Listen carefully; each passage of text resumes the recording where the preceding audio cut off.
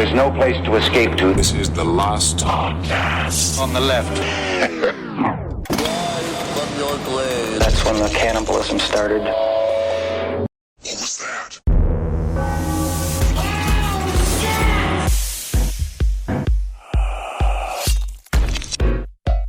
If it is to be, it is up to me. Gotta get into character. It's me, Aaron Hernandez. I'm so sad. I think it's because I did all the murder. At least I got all this time now in jail, reading my Harry Potters. Oh, Hermione, was you my girlfriend? Serious. So serious thinking and reading stuff. I love when you do all the research. Yeah. Did you actually, I did hear that one section from Aaron Hernandez. Did you hear that when he asked for the Harry Potters? Yeah. Oh, yeah. Can you tell me the Harry Potters? It's just like, I was like, if that isn't what the CTE shows, like if that doesn't come through, he's sitting on it in jail. He's been like, I was kind of thinking, I'd like to know what those redhead kids are doing. What kind of shenanigans they're up to. Dude. Making different magic chicks. I'm fucking reading this James Patterson book, which is, it's pretty good. You're reading James Patterson? Well, he wrote the Aaron Hernandez book. Wow. Yeah. So I'm reading this book, and he's talking about what Aaron liked to read in jail, and then of course he's like, he loved Alex Cross. And he's like listing the authors he liked, and he listed his name like it was just, and James Patterson. Like it's like, you fucking piece of shit. I like the Bone Collector. My favorite movie in the world is because you got the guy who played from Shawshank. He's all serious, catch criminals and all. Alex Cross, you the GOAT. Welcome to the last podcast on the left. Ladies and gentlemen, my name is Marcus Parks. I'm here with the man that is deep into his character, Henry Zabrowski. It's me, Henry Zabrowski. See, I practice every day real hard. I hated the voice when you first started doing it. It's grown on me now. It's weird. It really is weird how much it's grown on me. Yeah. You're welcome. And we have the man who has taken us on this journey through 3 parts, this journey through high school football, through college football, through the NFL, and beyond. We have Ed Larson. Woo! Man, I am ready for this to end. I hate your job, Marcus. It sucks, right? It's the hardest of our job. What's funny is that, like, I can't wait to get back to my job. Hell yeah. Like I really do miss it. I miss it. I can't wait to get back to writing next week because we're coming back next week with something fucking huge. Something big, and I can't wait to get back to it. But you've been doing a fantastic job, and I've been enjoying being on this side of it, but I do miss my writing. Yeah, man. Now, I miss it too. And, I can't wait to smoke the biggest Aaron Hernandez sized blunt when I get out of here in celebration. Nothing like a blunt that makes me a little bit more easier to do crime. I was actually today leading up to this recording. I was just kind of like sitting there in my house, like listening to Jimmy Smith, like listening to a jazz record. And I was like, is this what life is like for them? Like, just waiting for me to be done? I'm normally yelling and doing other shit.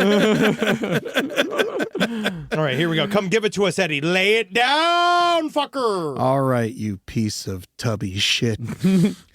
When we last left our superstar, Aaron Hernandez, he just gotten himself mixed up in an old jammerino of the highest order. Is that a legal term, jammerino? Yeah, jammerino. You know jammerino. He's got liver disease now. He's a quarterback for the Dolphins. Yeah. Jammerino. Jammerino's my old buddy. He taught me how to bottom. Well, after presumably murdering 2 men for almost no reason in the middle of the streets of Boston, he had tried to kill Alexander Bradley, his best friend, by shooting him in the face in West Palm Beach, Florida, with 2 fucked up dudes named Papu and Soldier. Somehow, Bradley took a bullet to the head and came out alive, but down an eye. Hey, honestly, less things to see out there. It's a rough news cycle. Yeah. Don't approach him on the right. You might get shot. Yeah. He is skittish.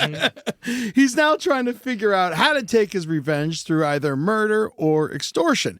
Him and Aaron got into some text battle exchanges for the ages with misspellings and punctuation galore. Here's my emotion. I love you. Good night. I love you. Hope you get some good sleep. I love you, sir. I shot you. Thinking about you.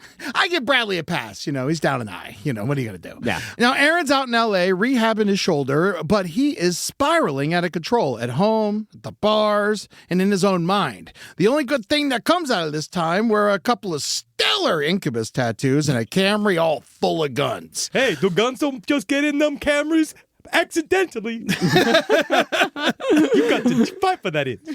Now let's get back to New England and get ready for the upcoming season. And Aaron is trying to pretend he's got nothing bad going on, but inside his own CTE pot-riddled brain, he's prepping for the worst. I mean, just think that this guy is, I mean, we've all seen the pictures of his brain. Oh, at this yeah. point. Oh, yeah. I mean, it is absolutely fucked, and the guy's smoking weed 24 hours a day. It is not good in any way whatsoever. Yeah, at the time when they checked on his brain after he died, he had stage 3 CTE, and Dr. McKee said it was the strongest case of CTE she had ever seen in someone his age. Yeah. At You're that welcome. time. How many stages are there? 4. 4? Yeah. Okay, what happens with stage 4? Stage 4, I do believe you turn into pure energy. You go Super Saiyan. I think once you go Super Saiyan, and that's when you kill the entire football team. Nice. Aaron dropped thousands on security cameras inside and outside his house. He's building an arsenal of guns and is even in the process of buying an armored car at this time. And it's also safe to say, like, nobody has stepped to Aaron Hernandez at this point. No. He has Like, not been threatened to No. buy anyone. This is all in his own making. He is a Well, man. he did shoot a gangster in the face. Yes, so who he also- does. I will say he is paranoid, but this is a time when. But he shot a gangster in the face. Who but he's wasn't having asking for it? But he's having text exchanges saying like, "Love you, good night." Good like, night. They're having like, as far as like text exchanges between a guy who's been shot in the face by the other guy, it's pretty fucking cordial. Yeah, he's back in town and he's chilling with all the same characters at this point. TL and Tanya Singleton, Carlos Ortiz, and of course, Bo Wallace, who seems to be his go-to guy at this point when it comes to getting shady-ass shit done. During this time, Aaron's drug use is at an all-time high, and he wasn't even hiding it anymore, openly making calls to buy drugs in the Patriots locker room and shit. Did you see all of the various letters we got from people that had experiences with Aaron Hernandez throughout high school? No, I don't get the side stories email. Yeah, I got a You bunch gotta of send emails. those to me before I write the script. Well, it's just, to be honest, they Seems were- like that would be highly relevant information. Well, a lot of it, the problem's a lot of it's hearsay, and I don't want to just say things that people say necessarily. But Yeah. to be honest, it wasn't a heck of a lot of information other than the fact Aaron Hernandez was a total piece of shit that has always gotten away with every single thing, Yeah. no matter what it was. And stuff like this, he was been doing since high school. Like, he's been literally, they said that he failed a test. There was like some test he failed, and they just let him retake it. You know what I mean? Like, they do Yeah. stuff like that. Well, they needed him. Yeah, they would do stuff where if they knew, there was one where they knew he was going to fail a midterm, they sat him out. He went and sat in the administration office to not take the test so that he could prepare later on to take, like, it took he had never experienced a single set of consequences. Dude, one of my coaches, Coach Gambino, he was the driver's ed teacher, and he's like, just sign up for driver's ed in summer school. Don't show up. I'll give you an A. We'll bring up your GPA. Yes, it's nice. Oh, man. But you see, at this point, there's like a fucking hole in Aaron's life. Alexander Bradley. Bradley, of course, had a new hole of his own. Hernandez needs a new bestie, someone he could trust, someone he can relate to, someone that can roll a sticky-ass blunt and be just a little bit worse than him in Madden. That's why I met my new friend. Have you seen him? His name is Mr. Snuffleupagus. He's a magical elephant. And he says all types of stuff like kill, kill, kill, kill, kill, kill, kill, kill. You crazy. That's what I say. You crazy, man. He's so violent, that Snuffleupagus. He's crazy. His first part of his name is Snuff. Oh, well, the dude who's going to fill that hole is his future brother-in-law, Odin Lloyd. Odin was a landscaper by day and semi-pro football player by night. These Jenkins girls certainly love their football players, I'll tell you that much. They do. And Odin Lloyd, by all accounts, good dude. Everyone liked him. Like that is the one thing that in every single documentary that you see about Aaron Hernandez, you just have a parade of people talking about how good of a dude Odin Lloyd was that just kind of dazzled by fame. Unfortunately, yeah, man, no. It happens. He was enamored with the fact that him and one of the best players in the NFL were potentially about to be in-laws. Aaron used to refer to Odin as the blunt master. That's my boy. And the blunt master is down for whatever Aaron wants to do. And just like everyone else that knew Hernandez, Odin starts putting Aaron's wants and needs ahead of his own. But Aaron's doing that classic manipulator thing. He's throwing money and lavish things at him all the time while treating him like he's less than him. Everything's transactional. Well, it's transactional, but Aaron Hernandez has that learned helplessness. Yes. That a lot of these guys end up having, where people King just baby. do shit. Yeah, King Baby. Where Yeah. people just end up doing shit for him. There's no consequences, and everyone just coalesces and does whatever the fuck he wants. Because he's got a lot of resources, and every single time something doesn't get done for him, he throws a massive temper tantrum, and that makes everybody walk on eggshells around him, and that's when he's becoming more and more out of pocket, Yep. and nobody wants to deal with it. Yeah. Also, everyone lets him get away with shit because whenever he does fuck up and he knows it, he'll buy you something. Of course. He'll give you some money. Yeah. You know, it's just like, he's not that bad, but it's just like a way for him to get away with doing horrible things. Mm-hmm.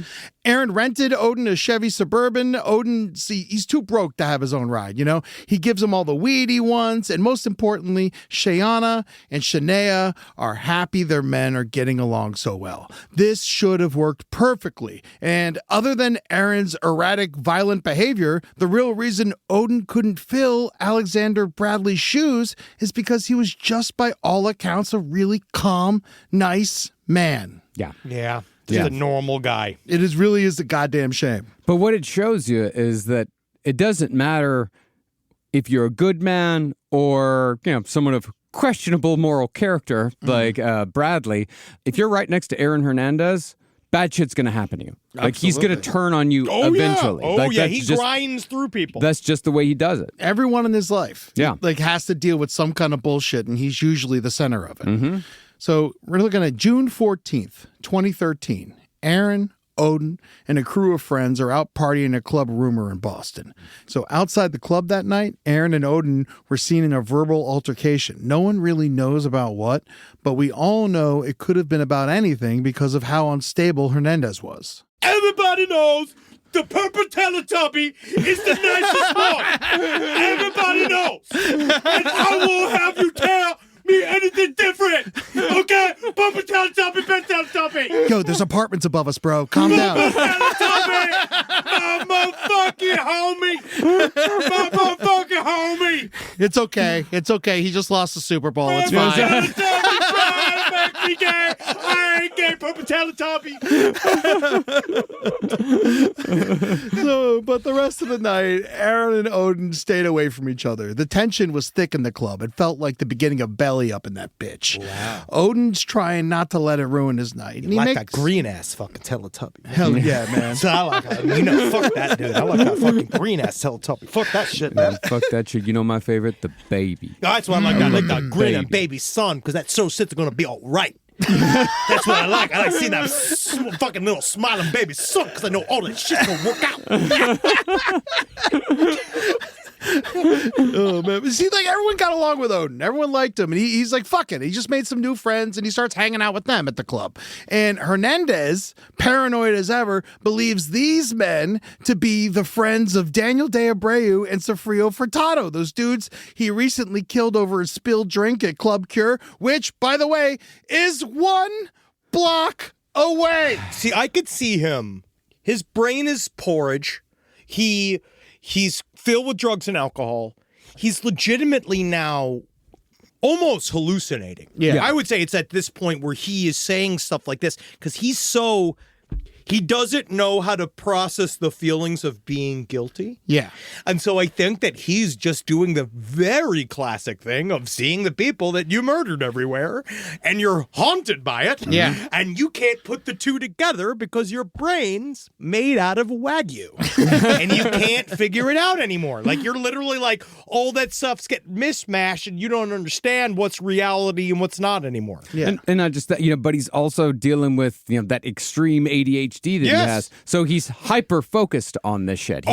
He's hyper focused on his possible guilt, someone trying to catch him, maybe the FBI's around, all kinds of shit. They should be. They should be, but they're not. No, they're not. Nobody's there. Nobody's checking. Yeah. He literally got away with it. Yeah. Yes. Yeah. And ADHD. And he would have too if he didn't keep fucking up. If it wasn't for those meddling kids. And ADHD breeds paranoia. Yeah. It very much breeds paranoia. So it's just paranoia on top of paranoia on top of paranoia. Also, it's not just weed anymore. It's drugs. It's like anything. hard drugs. It's Coke and Molly shit. Yeah, and it's all of it. fucking Yeah. PCP All the party and drugs. shit. They're just doing it all. And they're casually using GHB. They're casually using stuff like that. That's just like... Not to mention whatever the fucking team gives him for his pain. Yeah. So it's time to leave the club at this point. Odin and Aaron, they make up enough to get in the car together. Give me a little kiss. Yeah, along with their barber, who they had out for a couple drinks. Oh, that's and, nice. And they're sitting in the parking lot, smoking a blunt, as you do. And Hernandez fucking spots his babysitter, Jennifer Fortier. Oh, shit, she gonna tell my mom. She's sitting there coming out of the club. She's got her hot friend Amanda with her, and he offers them a ride to their car and then basically kidnaps them. He ditches the barber and takes them back to his Franklin apartment that the Patriots rented him to keep him out of trouble. The Very best part about this ineffective. apartment being super close to all the trouble is that I could bring the trouble there. Yeah. They rented him this. Right next to the bars. It's this- It's going to make him better? Yeah. Like it's like, It's not right next to the bars. I'm sure there's bars close by, but it's kind of far away. It's It's kind closer to the stadium. Yeah, but the weird thing is that it's not a nice apartment. It's not a super nice apartment complex. It's a very middle of the road, regular ass apartment complex. One of the documentaries, they talked to a woman who was his neighbor, and she's like, I don't watch football, but there was a lot of weed being smoked in there. there It's was just certainly a lot of marijuana. it's just so much weed. She thought there was a skunk in the building at one point. So funny. Someone had to explain to her what it was. So Jennifer, the babysitter, she's extremely uncomfortable in this situation. Her phone's dead, and it's just not her scene. She don't like fucked up apartment drug dens as much as the rest of us. To each their own, I guess. Yeah, I mean, sadly. Yeah. At one point, Hernandez disappears into one of the bedrooms, and he calls her over there to make her sit on the bed with him, and then he kisses her. Oh, little kiss for you. Hey, get a little kiss. She rejects his advances because she's his fucking nanny, but he doesn't push the issue, and he just says... I understand. No hard feelings. Not everybody could be into the Hernandez. And then he just passes the fuck out. Odin's also passed out in the living room, and Jennifer takes her friend's phone and calls a cab. Gets the hell out of there. In the morning, Aaron uses Odin's phone to text Shayana. I fucked up again. I didn't mean, but got drunk. I'm fucked up, and took care of me some. How I told him about the other spot, and I just woke up bugging and on my way home. Some people think Aaron became suspicious of Odin because he knew of his infidelities. But Shayana herself admits she knew and understood that Aaron was unfaithful. Maybe he told Odin about the murders outside Cure or about shooting Bradley in the face down in Florida. But one thing that was for sure at this point, he did not trust Odin anymore. Then you should change your name to Loki. The god of mischief. Because he's the most untrustworthy of the Norse mythology. It's also been theorized that Aaron may have made a pass at Odin as well that night. No one will ever know what happened after these ladies escaped Aaron's trap house, but the next evening, Odin Lloyd would be dead. My theory as to how this went down is that, we talk about the difference between Odin Lloyd and Alexander Bradley. So Alexander Bradley, he's a gangster. He's very well acquainted with violence and living a morally gray lifestyle. And Aaron kind of looks up to him, too. Yeah. Yeah, he kind of probably a little bit intimidated and kind of excited by him in a way. Yeah, very much excited. But Aaron Hernandez purposefully surrounded himself with people like that to make himself feel tougher. But Odin Lloyd, by all accounts, like I said, he was a good dude. And I think that Aaron Hernandez may have misjudged how Odin Lloyd might respond to Aaron saying like, yeah, I've killed 2 people and I shot my other friend in the face. Yeah, then like, I would imagine Odin Lloyd did not respond very positively to that if that's what happened. Well, So this is my question. Do you pair, you got a new buddy, soon-to-be brother-in-law, the single most tenuous and suspicious relationship? Yeah. Right? Your brother-in-law and you are always going to get in some kind of trouble. Yeah. The brother-in-law... I don't get into any trouble with my brother-in-law. Well, my He's a wonderful brother-in-law man. is a heart surgeon, so he doesn't do anything with But it. I'm just saying, brother-in-laws are by far the most problematic relationship in any family. I'm the can be. problematic guy. Yeah. Yes, right. No, I knew. Brother-in-laws are the hard ones, right? Yeah, they can be, yeah. I could see Odin, like, do you, when you're going to talk to your new, soon-to-be new brother-in-law, and you lead with, I murdered 2 guys in an impulsive move because I thought they were casing me, and then also maybe, what if we... You ever see that movie with the cowboys? And then and then like, when do you layer those 2 together? Like, is it 1 then 1? It's like, what's the fastest way to move your brother-in-law out of the room? I'm not quite certain. Well, also, Odin Lloyd, nice guy that he is, this is something that I deal with a lot. He's a big, crazy-looking dude. And So people confide in you. People say horrible shit to me all the time, thinking I'm also horrible. You know how And many I'm times- just like, hey, I don't appreciate that. You know, and you Like, gotta let I'm a comedian that has been an offensive comedian for so long, but it is so funny to meet people that when they hear you're a comedian, and then there was a Florida lawyer I once was talking to on behalf of my parents, and as soon as he heard I was a comedian, he was going through my socials. He just started with the F words. Oh, yeah. Like really getting crazy. And it kept being like, I'm a comedian, not a homicide detective. Like, this is not like, you have to kind of think about this. Where, like, I just sometimes say inappropriate things. Yeah, I look at the world and make observations. No, I don't think Aaron made a pass at Odin. I think that he tried to make him another Alexander Bradley, and Odin Was like, nah, thanks. just like, I'm not. That's not my scene. I don't like. And he probably looked very uncomfortable. Yeah. And he may have even said like, "Hey, that's fucked up, man." Yeah. And And now Hernandez, he's looking at you different. Now he's looking at you different because Aaron Hernandez is very, very paranoid. And he's thinking this guy's going to turn me in. Maybe this guy's going to try to kill me before I kill him. Yes. Who knows where his fucking mind Yeah, went? he says something stupid. Odin Lloyd's like, I don't like this. And then he's like, fuck you, motherfucker. That's probably the argument, in my opinion. Oh, yeah. No. I've been around people like Aaron Hernandez in my life, and they turn on a dime, and it's very fucking dangerous. Very and scary. You got to get out of there. Yeah, don't hang out with scary people. No. Please. Unless, of course, they bring you to fun things or give you stuff. All right, so it's Father's Day, June 15th, 2013. Aaron's on the phone with his agent, Brian Murphy, trying to figure out what to do with Alexander Bradley's $1.3 million extortion. If I was Aaron Hernandez, I'd pay it. Yes, he just got a shit ton of money. I would pay that money. Yeah. Or, but he's like, yeah, he won't do it for some reason. And then Bradley just texted him, Don't understand why, if you was man enough to shoot me, you ain't man enough to compensate me. I guess I'm a bitch, because when I think about you, I cry. Wow, you make me cry. Why are you saying stuff like sensitive stuff? You know I ain't with you no more. No, you're not with me, but I still look to the stars and your eyes stare back. Whatever. Sometimes I think about what we could have been and the path we could have taken, but we have diverged from that, and so I love you and good night. there was a whole series of other sentimental pleas for money and through text, but like, as sentimental as they were, there was a lot of words that we shouldn't say on the show. Yeah. Like what? So Aaron continued to deny that he had ever even shot him, and he refused to pay him anything. You see, 2 days earlier, Bradley had actually filed that civil lawsuit against Hernandez, and Aaron was doing whatever he could to get out of it quietly and without paying. And it seemed to be going well. The agent Murphy talked Bradley's lawyer into voluntarily dropping the lawsuit. That's because literally, like, that dude's one of the most powerful sports agents in the world and knows how to scare the fuck out of some random ass lawyer. Dude, Murphy is a fantastic agent. Yes, that's who you want.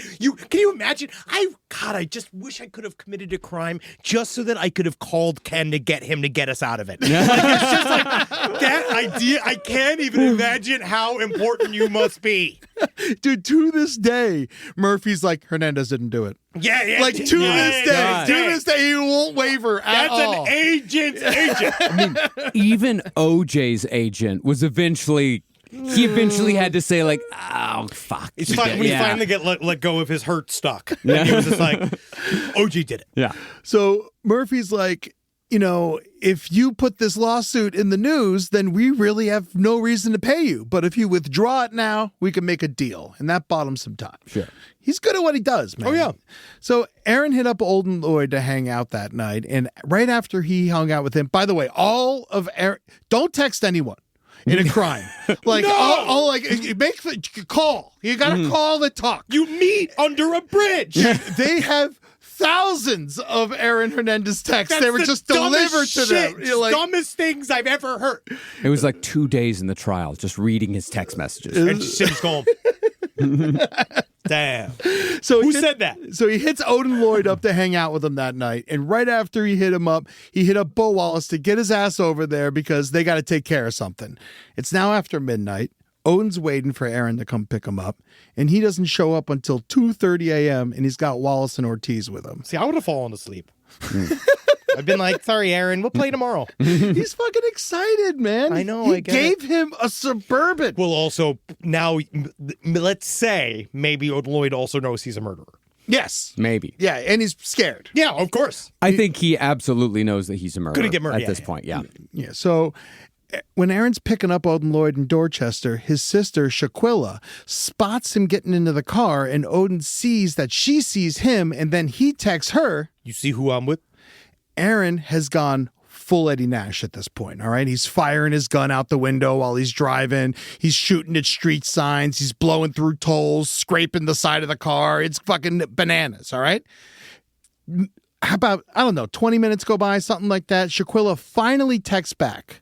Sorry, my phone was dead. Who was that? Odin responds, NFL, just so you know. And that's why I think that Odin Lloyd knew that he was a murderer. He was, and then he knew that he was going to be he knew that he was about to get whacked. Yeah, well, he knew something bad was going to happen. Yeah. Definitely. Yeah. And all he had to say was NFL. Yeah. And that was his last text message of his life. Wow. Odin Lloyd was then brought to an industrial park less than a mile from Hernandez's North Attleboro home and smoked his last blunt with Aaron Hernandez. Oh, at least they had one last blunt together. Oh my God, his fucking DNA was on the blunt. Both of them. It was like he handed them everything. Oh. He was such a bad killer. Well, it's also this like because he's acting like he's in a movie. Yeah. He's not in reality anymore. Oh, no. Well, if he's ever been in reality. No. Yeah. Odin Lloyd's body was found by a high school student out for a jog there in that industrial lot on Tuesday, June 18th. He was dead, covered in flies, and shot 6 times. He had the Suburban rental keys under Hernandez's name in his pocket. God, it's like cops can't even place evidence that well. Oh my God. This whole episode amazing. is just like how bad he was at evidence. Yeah, that's amazing. Also, the problem is by the time they found him, there's a storm rolling in. So the police had to act quick to secure the crime scene before it all gets washed away. Yeah. They had to build a whole tent city around it. Yeah. Rise from your grave. So back at the Hernandez household, Shayana was comforting her sister Shania because she'd come over there to grieve the death of Odin. She cried herself to sleep on the couch, and when she woke up in the morning, Hernandez was there and told her, I've been through this death thing before. It'll get better with time. Time heals all wounds. You gotta understand that. You just gotta let things just chill out. But when Shania was passed out, Aaron called the house and told Shayana to get rid of this black box he had in the house and to not let anyone see you. She would later claim she never looked inside the box and did what her husband told her to do, and that she thought it was weed. But everyone is 99% sure that the murder weapon was inside this box. Yes. And she somehow could never remember where the dumpster was that she threw it out in. You know, of course, yeah. You never know. It's so hard when you're hiding evidence for your spouse. It's so hard to be thinking about it. Yeah. Ride or die is the description they use with Shania all the time. Yeah, she stays with Aaron. Well, all throughout. Yeah, much she changed her name to Hernandez after he died. Jesus. Yeah, it's because again, she chose him. This is the person that is taking care of her and taking care of the family, and she's decided that she's going to go all the way down. Dude, her IG is so sad. It's just like pictures of her daughter with Aaron's like silhouette behind him and stuff. It's like, oh, I hate. Like, I went down that rabbit hole and I was like, oh. Yeah. Well, Aaron's been driving another rental car that night, a Nissan Altima, and he went to Enterprise to drop it off in the morning, get rid of the evidence. You know, it was dinged up from a wild night of driving through tolls, but he had bought the insurance, so at least he was in the clear there. Great. Yeah, that's the best part. The clerk, though, remembered that Hernandez had offered her a piece of gum. She clocked it as weird because it was blue cotton candy flavored Bubblicious. Why did an adult man have this? I got playful attitude. He just proves how much he never fucking grew up. Yeah, he's a kid. He's trapped in his own brain. Yeah, well, also, he is a kid. He's 24, Yeah, I think, 24. at this point. Yeah. Later, when she inspected the car, she found that the same gum was stuck to the carpet on the floor of the car. She tried to get it off with a piece of paper she found there. And when she was down there, she also found some bullet casings that would match the casings found at the murder scene. Now, these aren't the casings from the murder, but from when he was shooting street signs out the window like a lunatic. Yeah, don't worry. He left the casings from the murder at the murder scene. Yeah, where they're supposed to be. Yeah, where they're they feel supposed comfortable. where they're you got to let them breathe. Yeah, and he wrote on them Harry Potter's. Yeah, Harry Potter. Harry Potter's 1, Harry Potter's 3, because Harry Potter's too stupid. And Harry Potter, I should have Voldemort. That's a forbidden name. Everybody know. Come look for more Voldemort. I love this rental car employee. It's like this detective. It's like, this seems to be the same bubble gum that I was just given by Aaron Hernandez. I've never paid attention to a single thing before, and I'll never pay attention to a single thing again. But that was one detail I'll always remember.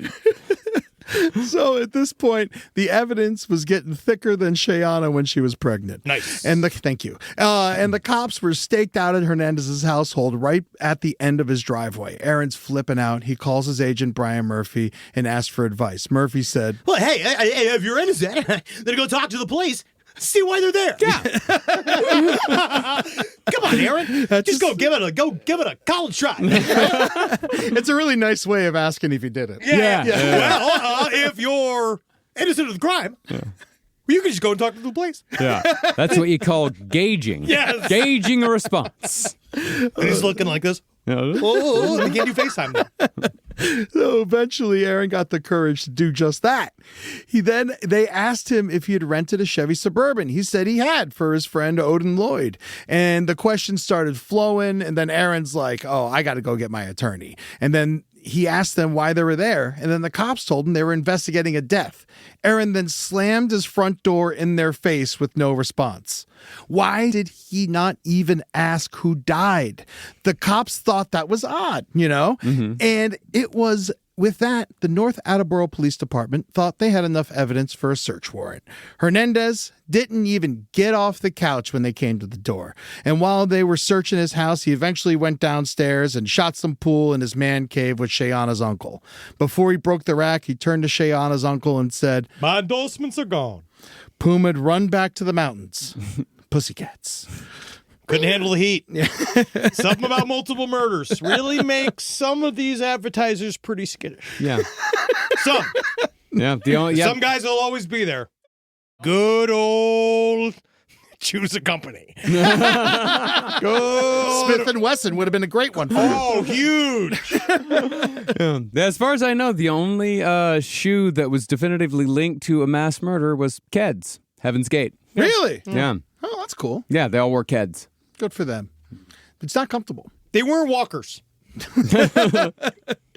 All right, it's Wednesday morning. He drives to Gillette Stadium. The place was swarmed with reporters. Helicopters circling the stadium. Aaron was officially a person of interest. Not exactly a good look with Coach Belichick and Robert Kraft, the owner. No. They questioned him in the weight room. Hernandez said he was innocent. He was at the club at the time of the murder. He's just waiting for the timeline to prove his innocence. So he's got that. So they're like, cool.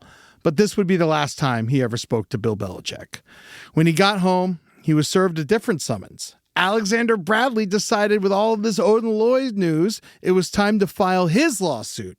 And the always respectful TMZ broke the story that another man has filed a lawsuit on Hernandez for shooting him. What was happening? TMZ, probably the most accurate news association on the face of the planet. I do not like them. Don't like them. We've talked about this. I hate spent them. the week on TMZ. Yes. TMZ, though, has the most correct breaking news They're always first. of any news organization ever. Well, the police had a lot of pertinent questions for Hernandez at this point. Why had he ordered a house cleaner special to his house on June 17th? Super dirty. Why had his security system attempted to be destroyed? It did itself. It was himself. It was himself. It was committed suicide. Why did his lawyers turn in his cell phone in pieces? Because that's how I found it. It was a Mr. Snuffleupagus. Why are you stepping on my phone? But he was still a free man. So he went back to Gillette Stadium. When the director of security for the Patriots saw him, he came over and was like, "Get out of here." Why don't you just leave? It's time for you to... Well, actually, I was just leaving. Oh, right. Oh, I should go. So now it's Saturday and the cops search his house again and they find a bunch of guns, ammunition, and bulletproof vests, and then they got the break they needed. The Enterprise worker who found the bullets in the rental car saw the news and had not initially reported it. That's a G right there, man. Yeah, because that's a fucking G. He saw in a rental car and he's just like, you know what? I don't want to deal with it. It was a lady. It was a lady. She said that she had found weirder things returned in rental cars, so she didn't question it. Casings. Well, there was like a shooting range down the road, and sure. it actually kind of it happened before. Wow, enough. that's hilarious. 4 bullets. All right, fine. But luckily, sanitation had not come to pick up the dumpster yet, and so the cops had all the evidence they needed. Now they had the matching bullet casings to the scene of the crime, attaching Hernandez to everything. But still, there was no murder weapon. So the cops started questioning everyone that knew Hernandez, including his bad boy crew of TL, Tanya, Wallace, and Ortiz. Ortiz was on probation, and his probation officer was one of the detective's wives. She let them know Ortiz knew Hernandez and had just failed a drug test for PCP. So they brought him in, kept him up for questioning, and put him through a polygraph that he failed miserably, and he put Hernandez, Bo Wallace... Not guilty. Do nothing. himself and Odin Lloyd together at the crime scene together on the night of the murder. I want to tell you this is literally the highest score I've ever seen for a lie ever on this. It kind of was like that. Yeah. This man's never told the truth. I actually don't know if he's mentally capable of understanding what truth is. So they got him to cut a deal, you know, and he's flipped on Hernandez. So finally, the police felt they had enough evidence to confidently arrest Hernandez. They went to his house and took him to jail, handcuffed with a white undershirt hastily thrown over his rippling, tattooed, chiseled chest. Sorry, just some horny adjectives to make sure the ladies are still listening. Oh, don't worry, they're wet. And the men are erect. Oh my God. During the jury selection, one of the chicks who came in and then immediately just blurted out of her mouth, "He's so hot." Yeah. And he's like, haha, you're right. Something on air conditioning. So Aaron Hernandez was now charged with the first-degree murder of Odin Lloyd, along with 6 other crimes, and processed into Bristol County Jail. Arraigned soon after that and denied bail. Hernandez continued to show little to no emotion during this entire process, which just seems to be what he does in intense situations. No, he just shuts off. Well, yeah, he doesn't feel anything. Well, it's like he's just waiting. But he's waiting until somebody gets him out of it, and he knows that if he's calm and if he doesn't freak out, and he doesn't say the wrong somebody comes to handle it. Not a lot of times, every time up until this point, someone has come along to handle it. He is pretty good at keeping his mouth shut. Yeah, that's like the one thing he's good at in this whole thing. Bo Wallace, he knew the cops were going to be looking for him too, so he hit up TL and Tanya, get him out of town. They drove him on back roads all the way down to Georgia, where they put him on a bus down to South Florida for Bo to hide out. 2 days later, T.L. Singleton drove off the road in Connecticut with his mistress while high on PCP, Oxy, Coke, and booze. He died on the scene. The mistress lived. Yay! And that's another win for side chicks. Just go loose. That's too many drugs to be on and drive. Yeah. You know what that amount of drugs are? It's called taxi. Yeah. Let's go get a taxi. I feel like that's easy to do. Yeah. I think, he would have gotten away with it like Ted Kennedy, because I feel like Ted Kennedy was doing those, but not PCP. Yeah, anything but PC. It's all of the normal senator drugs. So a week after that, the Patriots are trying to distance themselves as far as possible from Hernandez at this point. They've fired him. He's gone. He's not on the team anymore. And then they offer a buyback program for Aaron Hernandez jerseys from fans. The Patriot Pro Shop traded over 1,200 Hernandez jerseys, and fans could pick any other cheater, Patriot, that they wanted. Funny, got him. Man, Bill Belichick's laughing us all into the grave, though, man, with this new 24-year-old fucking prison keeper. Dude, he's going to get fired from his college job. Yeah, dude. Yeah, he don't give a fuck anymore. He's getting his dick sucked. He is getting a couple extra million for basically nothing this Yeah. year. So Puma and Muscle Milk, they already dropped Hernandez loose. Bristol Central High School and University of Florida removed any mention of him from campus. But then the biggest hit to Hernandez came. EA Sports removed him from Madden. That has to just been, you'd be like, my God, I didn't know I could ever experience. What is this salty discharge? What is this salty discharge? Cone of interest? By the way, USC still has O.J. Simpson's Heisman on display in their Heritage Halls. You can't take away the stats. Sticking to the gun. You can't take away those stats. It seems to be the thing that Aaron Hernandez was most upset about was them taking his awards out of his high school. Yeah. Like when you listen to the conversations, not really that he Florida, but his high school. It was his high school he was so upset about. Because that that's was- where his dad was. It's like a legend there. The Hernandez name is a legend there. And because that was the base of his whole personal legend. Yeah. Yeah. And this is also the same town where he's in jail. Yeah.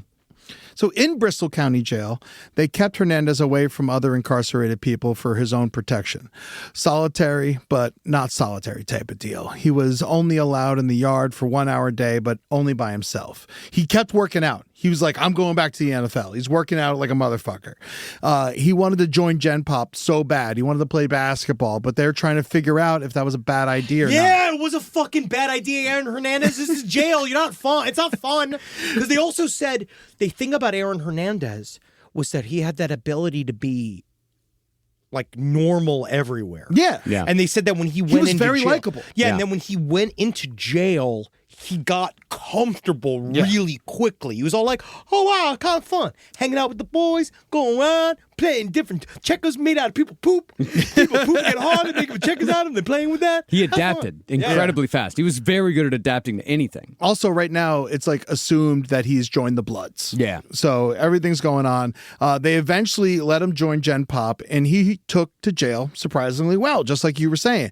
He even referred to his cell as cozy. Yeah, it's like nice. It's the way he talked about it. He's like, yo, it's pretty nice, pretty good. Pretty good. He's playing poker, cribbage. He's reading his Harry Potters. Oh my God! What the? I hope Hermione gonna kiss the other guy. I was rooting for Harry Potter.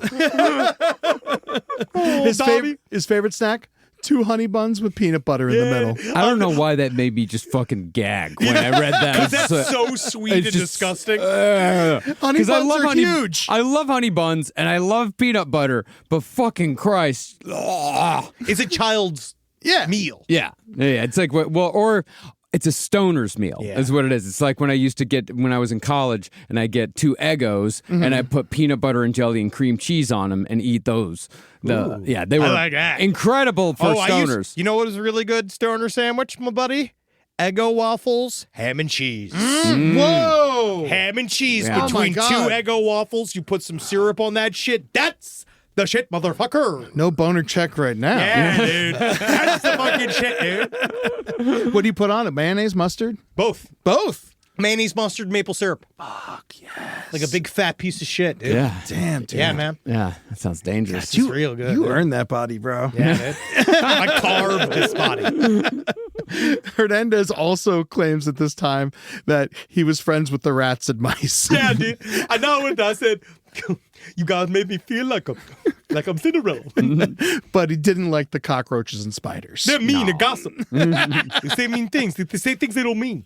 Also, most of the guards are fucking Patriot fans and enamored by him, so they turn a blind eye to his drug use. Even in jail, he's getting special treatment. Yeah. So the Odin Lloyd murder trial began on January 29th, 2015, but it really didn't get going in earnest until mid-February thanks to a series of weather-related delays. A massive snowstorm dumped over 24 inches of the white stuff on Fall River, but that paled in comparison to the mountain of evidence against Hernandez. During that time, Brady, Gronk, and the rest of the Patriots won the Super Bowl again. I mean, so I can't remember. Aaron Hernandez, did he ever win a Super Bowl? He never No. won. He never He won. was in one and they lost. Yeah, Yes, but- and in his first season, right? He was Yes, in one. and then Yeah. the next season they lost in the AFC Championship game to the Yeah. Baltimore Ravens. Yeah, but that's incredible that like the season that he was supposed to be like their $40 million guy, They would didn't have won need the him. Super Bowl. Yeah, they didn't even need him. Yeah, they didn't even need him. Nope. God, but I mean, they were so good. I hate them, but they were so good. Yeah. A few years prior, as we just said, Hernandez had played in the Super Bowl. However, there might have actually been more cameras on him the night of the murder. There was extensive surveillance footage from outside businesses linking him to the scene of the crime, but perhaps the most damning footage was the security cameras at his own house. Hernandez didn't delete the footage properly. It showed him rolling up in the last car Odin Lloyd was seen in a few minutes after Odin Lloyd was killed and pulling out what appeared to be a Glock handgun, which, you guessed it, was the exact weapon used in the killing. On February 17th, 2015, prosecutors showed a video of Hernandez destroying his cell phone the day after the murder. Oh, ooh, ooh. I can see everyone just watching. Ooh, there he is. That's he's doing it. Ironically, this is the same strategy Tom Brady would try not even 3 weeks later during the Deflategate investigation. It didn't work for either of them. The Patriot way was effective for winning football games, not so much at getting rid of evidence. Interesting. Even though Hernandez destroyed his phone, prosecutors still had and presented 2,000 pages of cell phone records. Jesus fucking Christ. These files showed that Hernandez had asked Carlos Ortiz and Ernest Wallace to come home from Connecticut to Massachusetts the day before the murder, saying that, quote, You can't trust anyone anymore. well, it turns out that you can trust about half of the people because Ortiz ratted out Hernandez in exchange for prosecutors dropping the murder charge against him. He pled down to a lesser accessory charge that got him 4.5 to 7 years instead of the life sentence he was up against. You know what you call the guy who believes in loyalty of a group of guys that done a bunch of crimes together, and the one guy he says he'll never like rat on his guys? What? That's the guy that goes down for the death penalty. It's that everybody else around you is going to immediately jump ship. Yeah. They are just going to dump your ass, Aaron Hernandez. They don't give a fuck. Like, that's the thing. He thought he had all this power. Yeah. And then once it's all officially there, once the cops are involved, they're all Philadelphia, man. Well, Wallace, on the other hand, didn't provide information or take a plea deal. He took the case to trial and was acquitted of murder but found guilty of similar accessory charges and sentenced 4 to 7 years. These two men saw a fork in the snitch road, took different paths, and ended up in the same spot. Really makes you think. It does. Life provides. Fate answers. It's worth noting here that while they never found a gun, it's pretty obvious what happened. First off, like I mentioned before, Hernandez clearly has a gun in his hand shortly after he enters his house. The defense floated the theory that it could have been something else like an iPad, but that theory falls apart when you note the size, shape, and the fact that it's clearly a fucking gun. The prosecution showed the footage of Shayana Jenkins to get her take. She played dumb as well, saying that it looked like a black blob. That's some kind of black blob. He always had some. You know, Aaron, with his collection of black blobs. Yeah, well, blobs. They're usually Blobs everywhere. They're Blobs. amorphous, undefined, but in this case, the blob is noteworthy because it was shaped like a fucking gun. Well, the thing about it was that the blob is that it had a trigger and a handle, and the blob had what you'd call something like it's where the bullet comes out of. A barrel? Yeah. It's a barrel. Yeah. It seems like that blob. See, I'm a bit It's of a gun. I'm a bit of a blob connoisseur myself. Yeah, I'm digging the blobs. I actually am. In my house, I have no less than 7 or 8 blobs. I love blobs. Loves blobs. Yeah, I really love blobs. All my blobs are either round or square. Very few are gun-shaped. Yeah, very few are gun-shaped. I'm pretty sure I'm a blob to Tootsie. Yeah. Yeah, she can't see shit. Yeah. Oh, no. I mean, no dogs can. Also, Robert Kraft took the fucking stand. His owner, spray-tanned and smug, and his testimony would actually end up being pretty damning. He recanted how Hernandez told him it couldn't have been him because he was at the club, but the jury had just saw footage of Hernandez from his own home on his own security cameras. He was fucked. Robert Kraft, he's so haughty coming in and out of that trial. Like, he refuses to even look at Aaron. I can't even look at you. It's like, fuck you, dude. You loved him 2 weeks ago. Yeah, you were fine. He knew about all the shit. He knew about all the fucking horrible things. Even if he didn't know the specifics, he knew that Aaron Hernandez was doing bad shit, and he kept going anyway. He was too important to the NFL, Marcus. Yeah. If he would have got off, even though they knew he did it, he would have hired him back, no problem. Yeah. That was the whole thing with the Patriots. They love trouble players. Yeah. After 2 months and 132 witnesses, the prosecution rested. The defense didn't take as long. Their case lasted 1 day with a grand total of 3 witnesses. And their entire argument was basically, well, that's just like your opinion, man. Yep. The dude would have been proud. For the first time since the trial started, they acknowledged that Hernandez was present for the murder. It was viewed as a shocking pivot in strategy, but after 2 months of footage of him driving to and from the crime scene in a rental car full of shell casings, they really didn't have a choice. This is my favorite. They called a PCP expert to discuss the effects of the drug after positing a theory that Ortiz and Wallace committed the murder while high and that Hernandez was just an innocent man at the wrong place at the wrong time who panicked. Because you gotta understand, man, with PCP, God, I love it. I'm a goddamn expert on it. And the key here is, man, to understand everything's technicolor. I'm black and white, dog. All right? 2 sides. One's right evil. One side's not so evil. Fuck you. I'm the expert on PCP. I'll bring the fucking violence. Thank you so much, Dr. Winston. During the cross-examination, the PCP expert asked why the footage of Ortiz and Wallace a few minutes after the murder showed them acting very normal and not like PCP fiends. That's the most PCP shit in the world, dude. I act normal all fucking day, son. The lawyer's response was basically the shrug emoji in real life. Not exactly a compelling response. Well, what can you say? Yeah. Like, I don't know, say PCP. I did once date a girl who, before we had dated, she's like, oh yeah, I did PCP for 3-4 years. People treat sometimes PCP like it's a casual thing. Yeah, I know. It was crack. it was Crack becomes actually quite casual. crazy how casually she treated it. Yeah. She's like, it never had any effect on me. It did. Oh, yeah, it did. Angel Dust is too cute a name. Yeah, it really Yeah. is. It really is. You just think like, oh, I could do that. It's for God. No, and you found a lot of that God shit super intense, bro.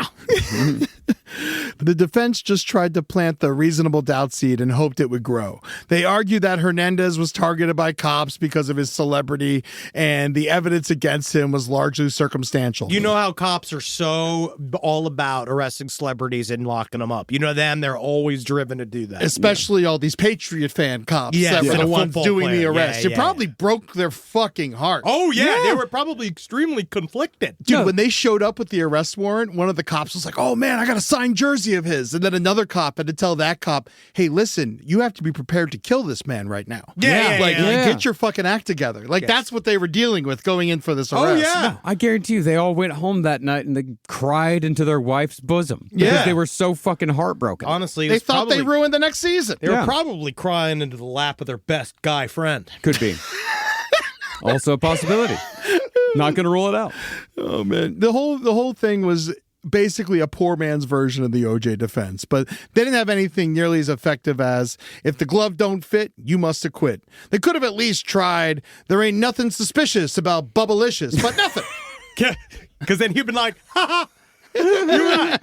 Bubblicious, super innocent. And at least with OJ, they had Mark Furman, being a total racist shithead. That really was the main thrust of the defense, was showing that they trying to paint the police as corrupt, and they did. Yeah, and Hernandez's problem was that the North Attleboro Police Department learned from the mistakes of the LAPD all those years ago and actually did their jobs correctly. Oh yeah, they did it against their will as well. Yeah, And I will say, for a smallish police force, they did a good job, because a lot of times these small police forces can fuck these cases up bad. Oh yeah, they wrap this up pretty hardcore, but also it's really helpful when your criminal is a fucking mentally broken idiot that can't fucking handle his shit, doesn't know how to cover anything up. I think that also really helps. A child could have solved this case. Yes.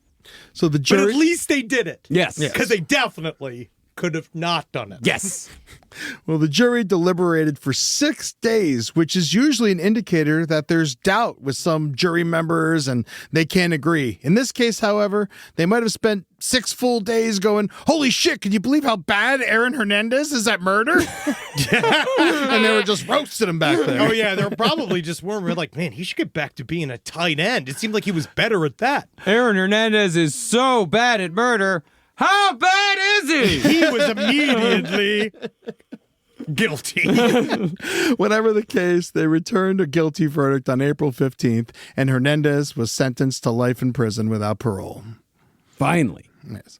Hernandez, now full on living that prison life, was starting to get in trouble behind bars. He randomly punches another incarcerated person in the face while they're cuffed, but the guy who he punched doesn't press charges. No, because in prison you can't. Well, he said he was a Patriots fan.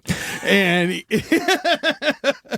it didn't matter, though, because Hernandez was given 2 weeks of solitary anyway. Another time, guards were searching his cell, and Hernandez was hiding a piece of paper that said MOB on it. They asked him what that meant. He said, money over bitches. But in prison, MOB also stands for Member of Bloods. The guards said, hand it over. Hernandez, upset, said, what if I don't? What the fuck you gonna do about it? The officers said they would give him a disciplinary report. Oh, a piece of paper, huh? I don't care about. I don't give a fuck about no disciplinary report. I'll eat the motherfucker. He did receive the disciplinary report, and true to his word, he did eat it. And I'll tell you what, honestly, in all honesty, I liked it. It tastes good. To be honest, thank you. This is some of the nicest stuff I've had. So this is his membership card to the Bloods? It's so fucking stupid, Marcus. God damn. Guys in prison are bored. Yeah, they are. Yeah, they are. They're bored, and they got a lot of ruals. Welcome Guys aboard. within. Here's your membership card. You're not going to sign it if you don't count unless you sign it. But make sure to All right. put that in your wallet, because you're not going to be able to get into the Sunday mixer without All it. right, enjoy being a blood friend. Now, I know we are called the Bloods, but you don't actually have to sign in blood. That's just a thing that people think. A lot of us kind of think that's gross. So, big ups, big G's to the west side. Have fun. Don't forget to have fun. Don't forget to have fun with That's that. the thing. A lot of people, when they get into a gang, they forget to have fun, but not the Bloods. Not the Bloods. We don't forget to have fun here. We're just having fun here. We do things a little different here. Have you ever been a part of the Bloods before? We do things a little bit different here. Where we are a family-style gang, and we serve family-style violence for everyone. I, for one, like the Bloods. Good work, Eddie. Unfortunately, I'm a Crip. See, unit.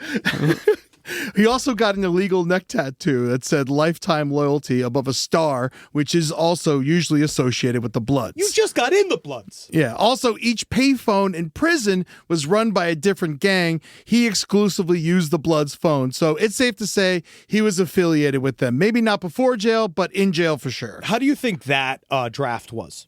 To get him. You think he got a better spot in the draft? It was in 4th round. I don't want to be Muslim. That's a big book. I don't know if I could read all about that. No pork. Well, I mean, but the thing is, he's finally living his fantasy. Oh, he is. This fantasy that he's had for years and years. That He's the gangster he's always wanted to be. Yeah, he's finally living this gangster lifestyle and hanging out with all these guys, and he's just as tough as he always wanted to be. Dude, they loved him too. Yeah. He wasn't like, usually like when famous guys go to jail, they just get the shit kicked out of them. The fellow prisoners actually liked Aaron Hernandez. It was him, and same thing with Bernie Madoff. Had an amazing time in prison. Yeah. Really? Yeah. Is he still alive? No. Good. He died a few years ago, but yeah, he ended up. What did they call him? The professor? Yeah, he was like he did all the guys' taxes on the inside. He did all. He became a fucking like a whole. God, Use his imagine skills. going to prison and still having to do taxes. Yeah, like you still got to be an accountant. Rise from your grave.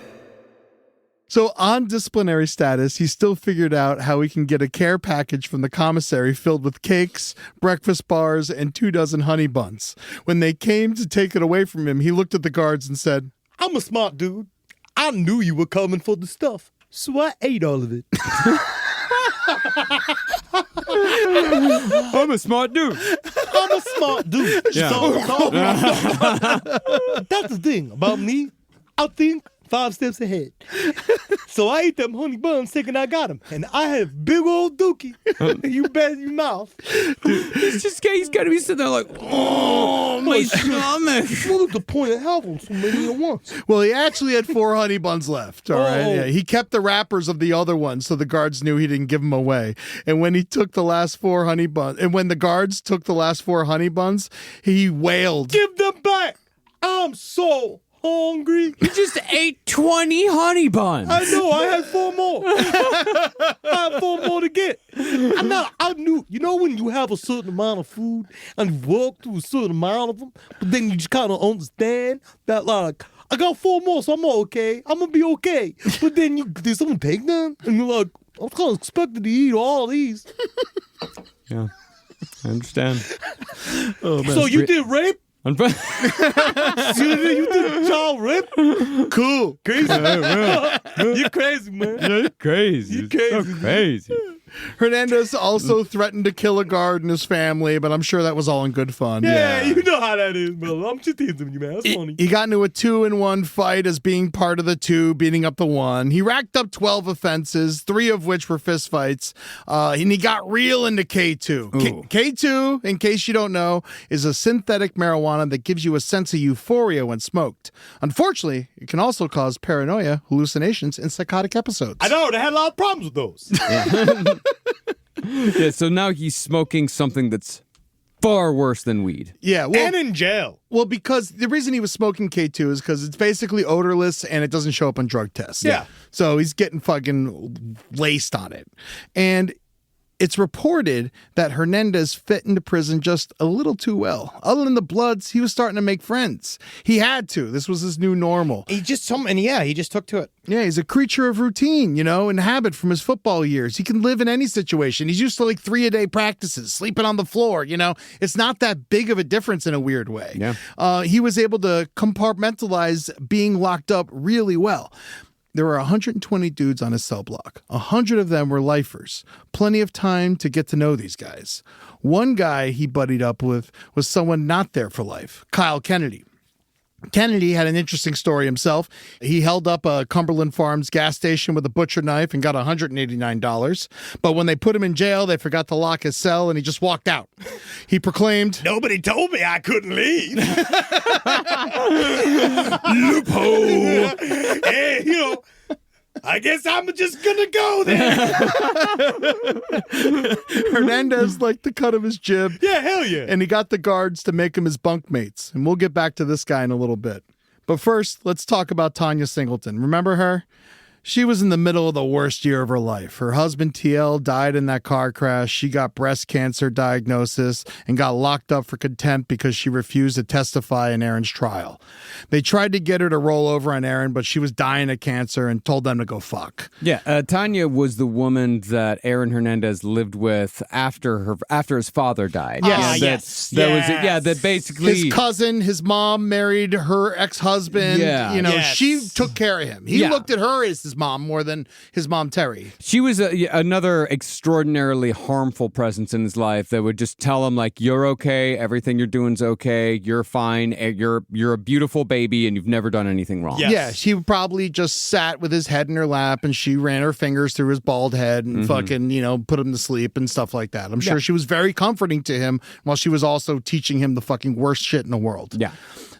The thing is, a new piece of key evidence comes out when executing a search warrant at Tanya's house. No, I'm not talking about the picture she had hanging up of Aaron Hernandez holding a .45 Glock, just like the murder weapon, although I should be. Well, that's circumstantial. In her garage, the cops found a silver 4Runner. That's right. Jack Fox's silver 4Runner, the endorsement car. Remember, they stashed that shit in Tanya's garage? They ran the license plate, and wouldn't you know it, it's the silver 4Runner they'd been looking for from the Abreu and Furtado unsolved murders. I mean, they had so much time to get rid of this car. Yes. So much fucking time to get rid of this car. At any point. Just get rid of it, throw it in the river. Yeah, it's anything. Anything. Yeah, it's years later. Yeah, why is it still, like, that's just how fucking lazy and stupid they are. Not just the car, Marcus. They also found Hernandez's clothes from that night that he was wearing. And the only reason they knew it was the clothes he was wearing because they had him on the club surveillance video.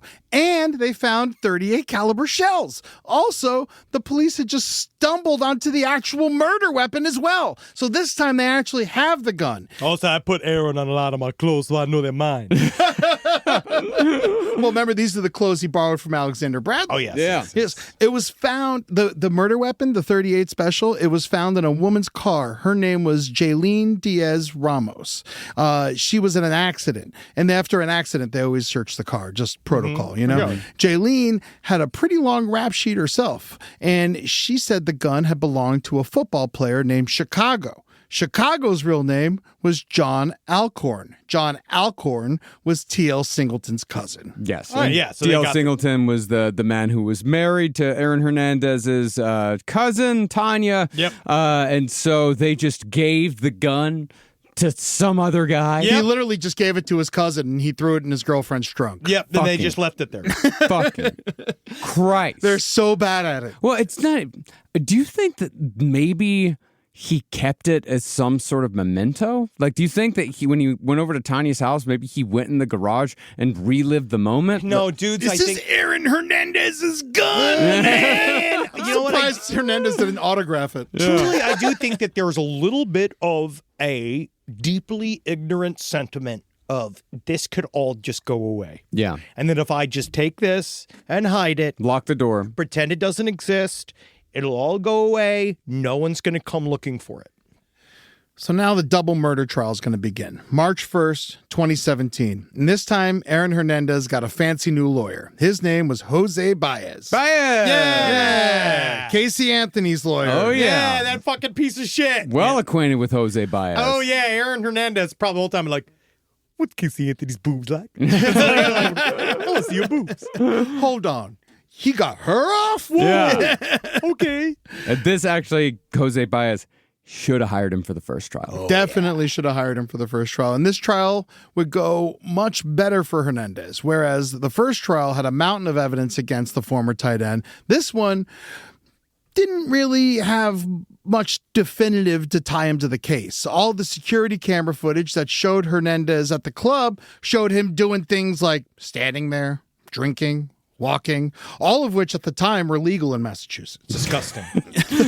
Not since 2024. The prosecution rested their case entirely on the shoulders of Alexander Bradley. Bradley is not the most credible witness, not only because he's an admitted drug dealer, but also because he had just gotten arrested when he got into a gunfight at a nightclub and got shot 3 more times. Okay. I got to say, honestly, y'all, I am sick of getting shot. I have had it up to my one eye left. Because that's probably why he's a bad witness, too. Yes. One eye. Yeah, one eye. And he also wasn't a good shot because after he got shot, he went and grabbed his gun and then fired it into the club 12 times. Luckily, nobody was killed. I need a scope on my face. I don't got that. I don't got any of that depth perception anymore. They gave Bradley 5 years, and he rolled over on Hernandez to get his charges reduced. Oh, yeah. Bradley took the stand sporting a fancy new fake eye, courtesy of the time Hernandez shot him in the face. An incident that Fake eyes are actually really nice. They are. They can cool. be. Yeah. Man, remember Last Action Hero, the bad guy with the fake eye? That was the best one. It was really fucking cool. I love that goddamn movie. Yeah. Bradley took the stand sporting a fancy new fake eye, courtesy of the time Hernandez shot him in the face. An incident that feels intense enough to give the jury pause when considering Bradley's motivations for testifying against Hernandez in court. He was a regular Shammy Davis Jr. Funny. Funny. Shaq. Kitchen cats. Yes, me. That's my Sammy Davis. Yeah. Sure. Kitchen kitties. Yeah. Hey. If he just starts tap dancing in the courtroom. I know that man. He's black. I mean, whether this is true or not, I'm pretty positive it is, but the motive was fucking terrible. Yeah. You know, are there people out there that would kill two men in cold blood over a spilled drink? Yeah, you call them morons. Yeah, I'm one of them. Test me out. Find out what's up. But that's not exactly a strong motive to most reasonable people, and certainly enough to create reasonable doubt. The more plausible motive was one floated by Hernandez's defense team, that Bradley had pulled the trigger, killing Abreu over a drug deal gone wrong. Violent drug dealer gets violent over drugs. Makes a lot more sense than man goes in a homicidal rage over spilled drink and hatred of Cape Vernedans. Well, it's one of those where it seems like a common Boston beginning of a fight is stepping on a shoe or spilling a drink. Oh, absolutely. Baez would say that Alexander Bradley is a three-legged pony, and then he would start to pretend to ride a horse around the courtroom. You can't trust this man. You can't ride him home, he would say. This all really happened. Oh, God. Well, it sounds like what Baez did with this case is a lot of the same type of tactics that he used to get Casey Anthony off. Is that what Baez did with Casey Anthony is he was able to make the jury think that they were smarter than everybody else. Don't let them tell you what common sense is. I'm going to tell you what common sense is. You know but what common sense But you is. know what common sense is. So and does this really make sense? Yeah. Just think about it for a second. Does this really make sense? And he really had a way of, because the people in the Casey Anthony trial, they're like, the jurors, some of them were like, yeah, you know, I definitely think she did it, but that Jose Baez. Love that lawyer. He's like, he just made a better argument. It's like, that's not the fucking, That's that's not the what we're point. doing That's not here. what we're here for. Yes. Yeah. Jose Baez, he confuses people. He confuses jurors. He's very good at confusing jurors. I once had this shady-ass lawyer tell me that law is only what the best lawyer can pretend it is. Of course. Yeah. And then you have good law, and then it's also what judges uphold and then decide. So, April 6th, closing statements were made. The jury deliberated for 6 days yet again, and on April 14th, they came back with the results. Shayana was the only one there for Aaron this time. Terry and DJ had enough of the public eye. The results were much more favorable for Aaron Hernandez this time. He was acquitted of all counts related to the murders and was only found guilty for unlawful possession of a firearm, which got him an additional 4 to 5 years on top of his existing life sentence. And for the first time ever, he showed emotion, and he broke down in tears and relief in front of the whole courtroom. My eyes are crying. My eyes are crying. And not only that, he already had Baez working on his appeal for the Odin Lloyd murder. Hernandez was noticeably happier in jail. He had something to be excited about, the first win in a long time. If he could get this appeal and win, he could become an NFL star again. But on April 17th, investigative journalist Michelle McPhee appeared on the Boston sports radio show, The Kirk and Callahan Show. Let's listen to the clip. Michelle knows the real motive for the murder of Odin Lloyd. And let's just say that Odin Lloyd caught Aaron Hernandez in a compromising position. Let's just say that Aaron Hernandez was a former tight end before he was kicked off the Tight end Patriots. off the field as well? Yes. Yes. and then he became a wide receiver.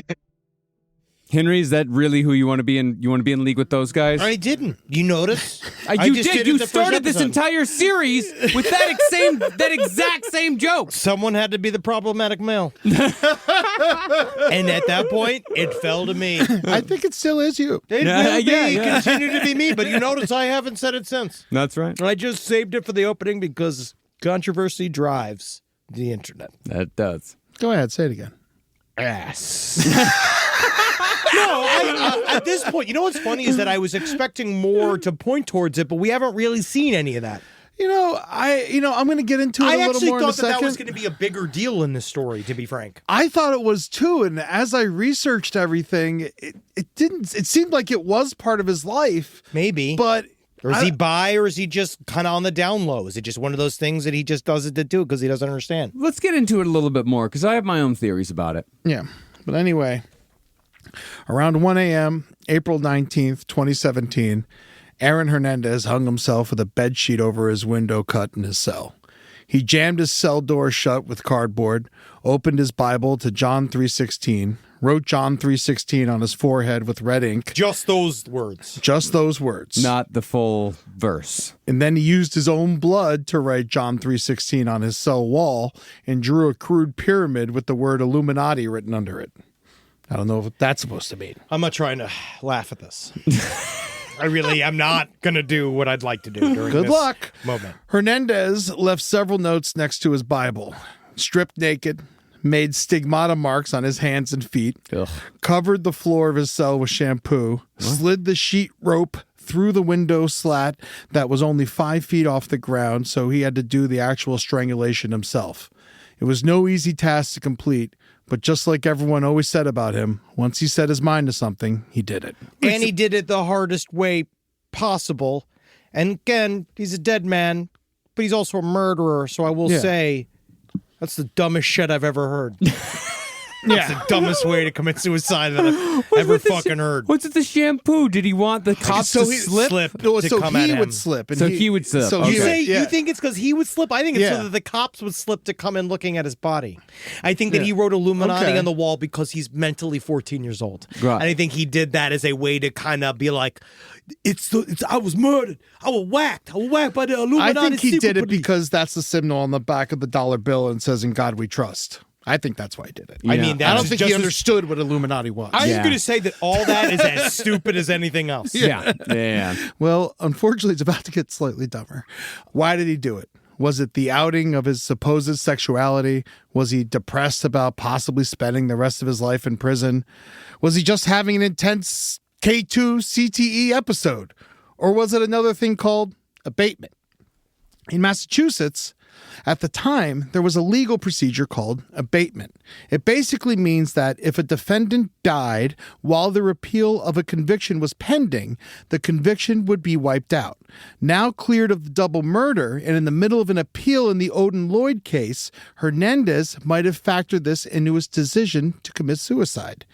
His note included a passage written directly to his fiancée that ends with the phrase, "You're rich," in all caps and underlined. Well, let me correct that. It ends with a quote from a Savage Garden song, as all good suicide notes should. The song is called "I Knew I Loved You," and the quote was, "Tell my story fully, but never think anything else besides, I love you." Well, Aaron, I'm working on it. Not even truly, madly, deeply. No. Like, that's the Savage Garden song. I could see someone telling him about abatement and him maybe in a impulse-driven, because I weirdly think... You think it's all connected? I think it's all connected. I think that he didn't, obviously, I don't know. Would it even affect him, somebody saying something about him being gay? Because actually, part of my mind, I think he'd kind of think like... In jail? Yeah, but in jail they do a lot of stuff. Yeah, in the dark. But and they do it. But they have it's not all just but men have relationships in jail. They work it but not out. Him. Yeah, and not outside of jail, because that's the thing. The whole thing is that Aaron Hernandez, his relationships were outside of jail. If you're in jail, that's a different thing altogether. But if you continue that outside of jail, then punk. Yeah. No, You know? I know, but he's not getting out of jail. Not anymore. Nope. 6 days after Hernandez's death, his attorneys filed a legal motion to vacate the Lloyd conviction.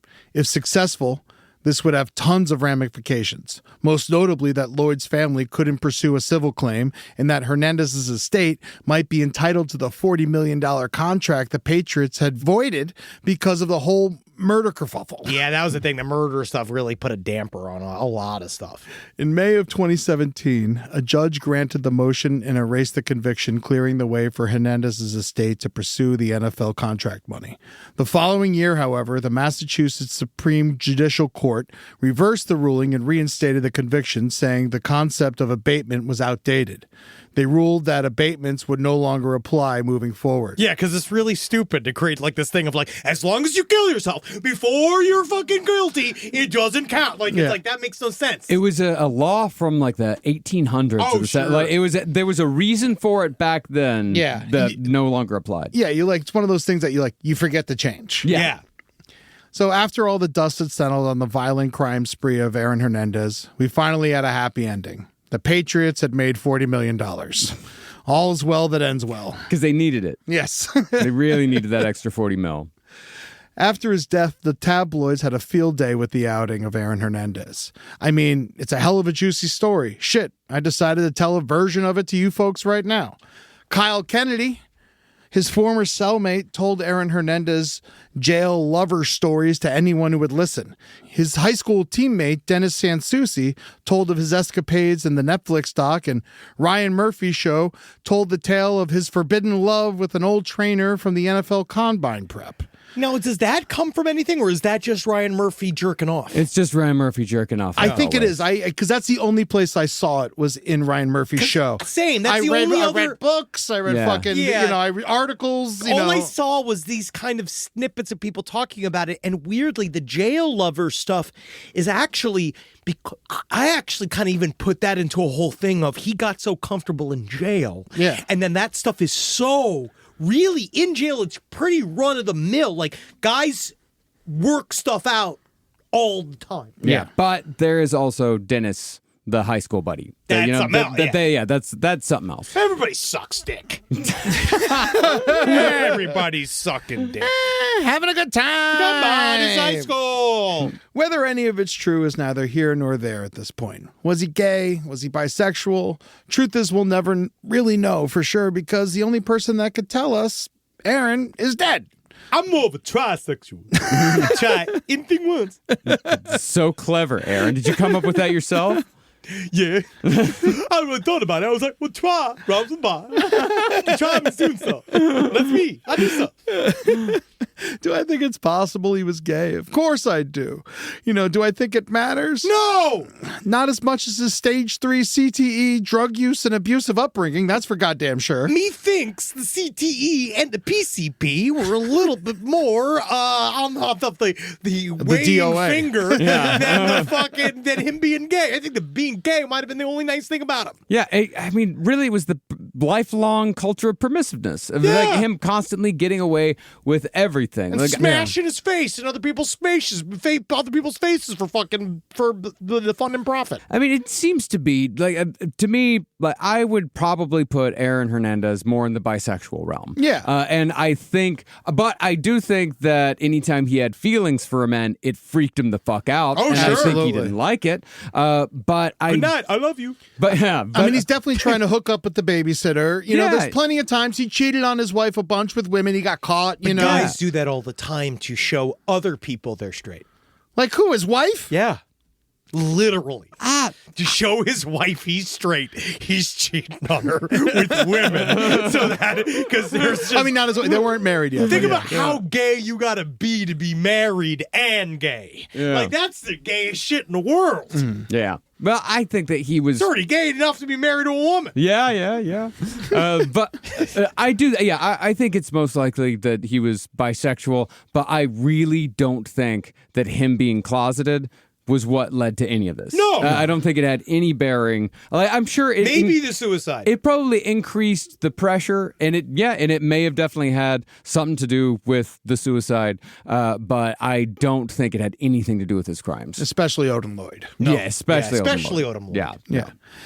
Before we go, though, we need to talk about one of the most bizarre subplots of the Aaron Hernandez story that has to be the additional murders committed by members of his high school football team. This is insane. Yeah.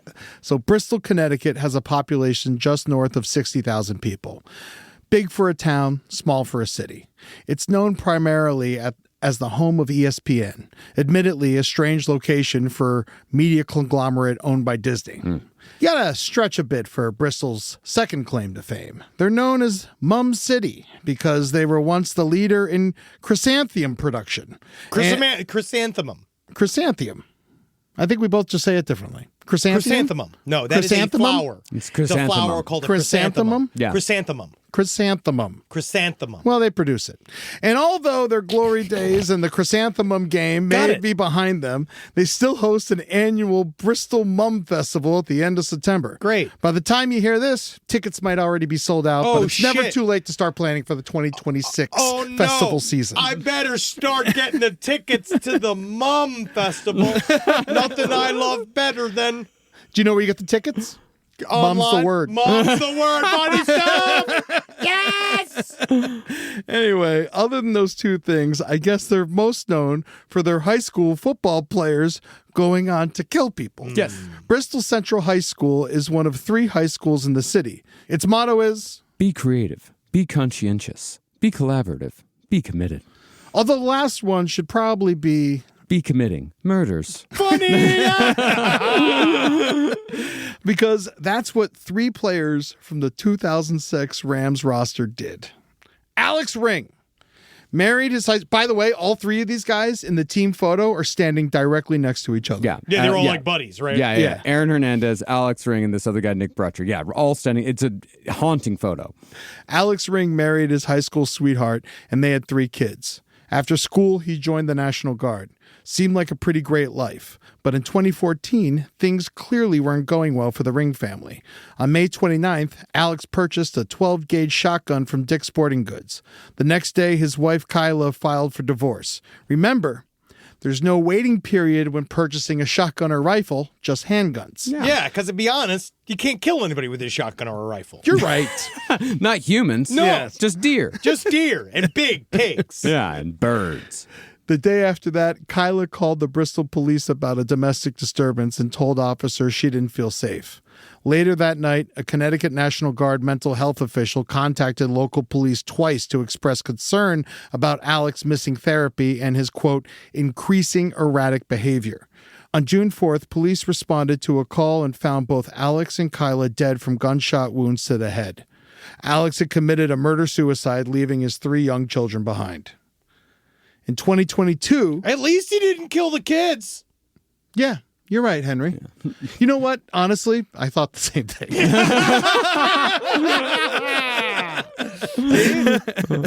In 2022, Nick Brutcher became the latest Bristol Central football player to go off the deep end. In October that year, perhaps feeling withdrawals from dizzying highs of the Chrysanthemum Festival 2 weeks... Chrysanthemum! It's a goddamn chrysanthemum! I don't give a shit about the flower. I just want to make fun of it. Brutcher committed a particularly heinous crime. Around 10 p.m. that night, Nick made a 911 call and told the dispatcher that he'd gotten into an argument with his brother Nathan. He said Nathan was being aggressive and he needed assistance. The story was completely fabricated, however. It was a ruse to get the police to his residence where he was hiding in the bushes and waiting to ambush the officers. I think all these guys should be focusing on their chrysanthemum parade float. I don't know what's going on here. I really think there's a lot of things they could be working on. Brutcher fired almost 100 total shots, split between an AR-15 and a handgun. In the process, he killed 2 police officers and wounded a third. He also wounded his brother Nathan, who happened to be in the doorway when the police arrived. The only surviving officer, Alex Ocado, was able to limp back to his car despite being shot in the leg. He took cover behind the vehicle before emerging to kill Nick with a single shot. At night. Yes, he was good at it. An investigation would later produce a step-by-step timeline of events showing that it started as a night out for Nathan and Nick, but after a bar fight, a ticket for a suspended license, and a truck being towed, they ended up back home where Nick carried out his plan. Perhaps the least surprising detail of the horrific night is that it all started at a stand-up comedy open mic. Hell yeah. As someone who's done a lot of these bar mics in his life, let me say this is somehow the best case scenario. God, an open mic bar night in Bristol, Connecticut. Oh, God. God, that's got to be. I'm sorry, Bristol, but I don't think you're funny. No, sorry, guys. You guys ever notice this ESPN thing is like everywhere? It's everywhere. Like it's like ESPN. Like, what does it stand for? Like Chrysanthemums. Chrysanthemums. The only thing Butcher has in common with Hernandez, other than football and the murders, which frankly is enough, is the fact that he also appeared to be a closeted gay man. Cell phone records show that before his death, he downloaded and deleted Grindr several times, perhaps indicating an internal struggle over the truth he was scared to share. There's an HBO Max documentary that details these cases, interviews old teammates, and attempts to find some connective tissue. They talk about CTE, locker room culture, toxic masculinity, and sure, all of those things can be contributing factors in any or all of these cases. Of course. But it's worth noting that those things existed in pretty much every high school football program in the country back in the early 2000s. If the formula is high-pressure high school football plus head injuries plus not being allowed to be gay equals murder, then the entire populations of Texas and Florida would have been wiped out years ago. In reality, this is probably just a sad coincidence and a fascinating footnote to the Aaron Hernandez story. It's not a good one, though. It's just fascinating, the fact that they were all maybe just being a bully shitheads. I mean, there is, I think, maybe just something about Bristol, Connecticut. I don't. We haven't heard about it since. I mean, because when I watched when I watched footage of Aaron Hernandez playing football in high school, the way he uses his head all the time, that shit's taught. Yes. You know, like that is absolutely, that is a taught move. And I think a lot of the players at Bristol were taught to use their heads. Yeah. And I think that may have given quite a few of them CTE. Oh, yeah. And it made them violent. You know? Not just that, you start at 8 Yeah. in Pop Warner. Oh, yeah. And Bristol, Connecticut is it's kind of an outlier because, you know, Connecticut's not known for its football, you know, not usually.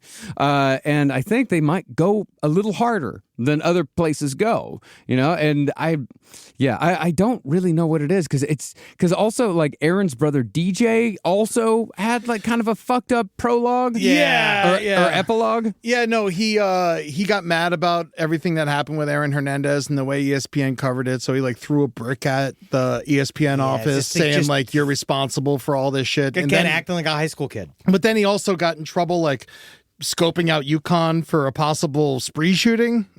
And he's currently on house arrest. Hey, you know, at least we know where he is. Yeah.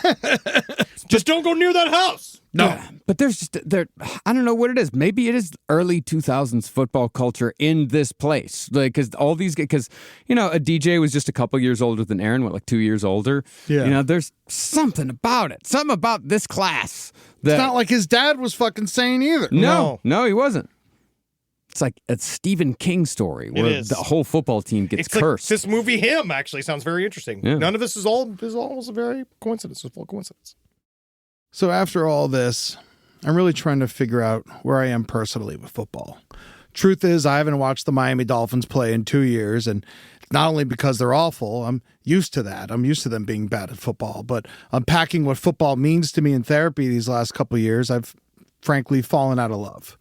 Besides the personal trauma it's caused me through childhood abuse of Pop Warner football, from being so big as an 8-year-old that I had to play with 12-year-olds. I was the only white kid on the team and 4 years younger than everyone else. My teammates would regularly beat the shit out of me until I earned their respect by fist fighting back, and then they gave me a trophy for most improved. You know, and I don't blame them, to be honest with you. I was like the first white kid they were allowed to beat up. You know, beat me up. And also, you were getting used to being beat up. Yes. That was your job. Absolutely. Yeah. My dad fucking loved it, to be honest with you. Of course he did.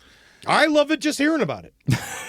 I'm haunted by it. I know. I just love to hear about it. I love hearing boys getting all up on each other, man. I'm haunted by such traumas, like having to take laxatives and shit myself or running in a trash bag to make weight, and then my father forcing me to walk home because I was covered in shit. I remember once an older kid reached his hand into my face mask and clawed my eyes. After I was cleared to go back in the game, I was filled with rage. I slammed my helmet into his knee for revenge, sending him to the hospital in the middle of the game. Not only was I not reprimanded for that game, I was also given the game ball. The incident that made me never want to play again was sophomore year in high school. I remember two of my teammates got into a fight, and one of them took his helmet off and started swinging it as a weapon, and coach had a circle around them to let them fight. Even at 15, I knew how dangerous this was and took it upon myself to break up the fight. I was reprimanded by my coaches, and I yelled back at them. They tried to punish me by not moving me up to varsity at the end of the year, but I was too good, and the varsity coaches needed me, so I moved up anyway. That's how it works. That was my last season. I was done after that. My God, I mean, your program sounds so much more intense than mine was. It was very intense. Yeah, because this type of shit, I will say this about Coach Forehand. He wouldn't have put up with that bullshit on our field. He definitely wouldn't. But you had kind of had like that school was one of those where it did take football really seriously. We right? did. Yeah, we did. We were good. I mean, yeah. like, first year we were horrible, but the second year we were very good. But we were also at two entirely different levels because Yes. you're playing in Florida. I have like 3,000 kids in my school. Yeah, I had 300 people in my town. Yeah. It's 6-man, and I played 6-man football. Which is 6 guys on each side instead of 11. Yeah. It's for smaller schools. We had 60 guys on my squad. Yeah, and we had 55 people in our entire high school. Yeah. And so for us, it's entertainment for the town, and it's something that gives it's there for the town specifically, and that's it. There's not really much else.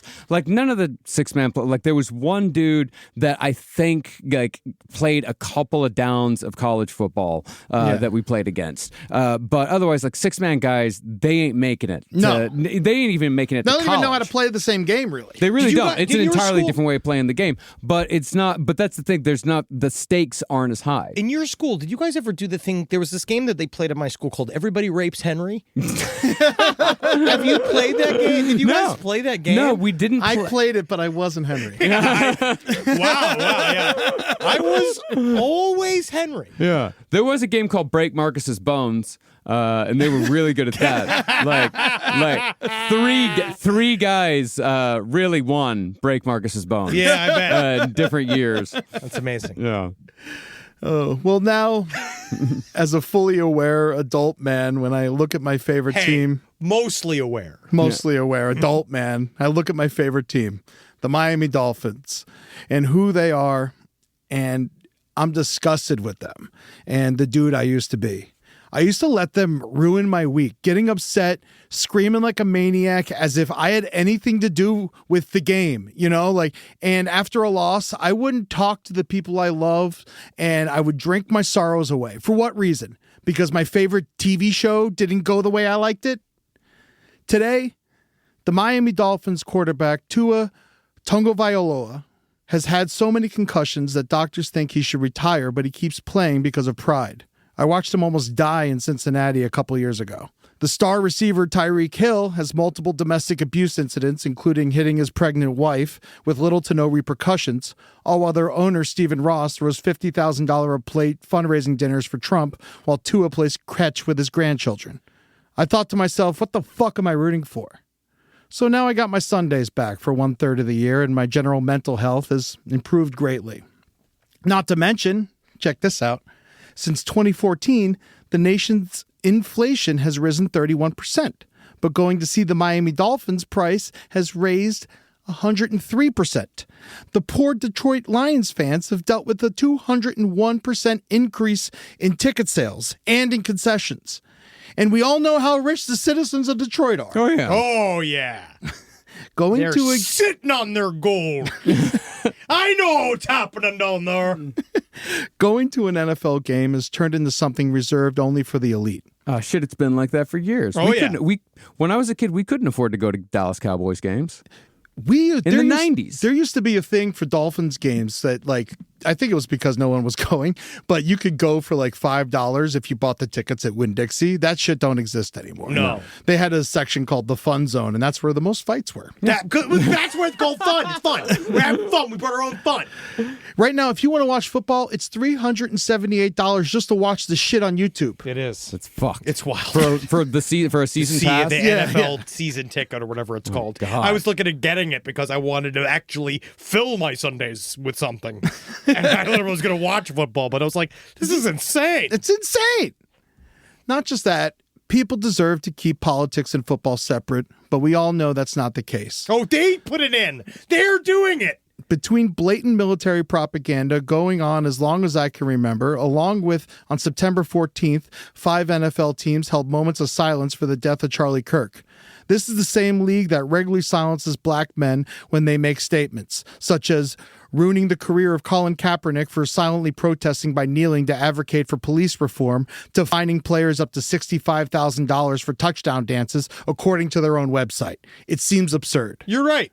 So I might watch a game here and there, but as far as breaking the bank to support a league and team and tradition that uses up their players like they're pawns on a chessboard, honestly, makes me nauseous.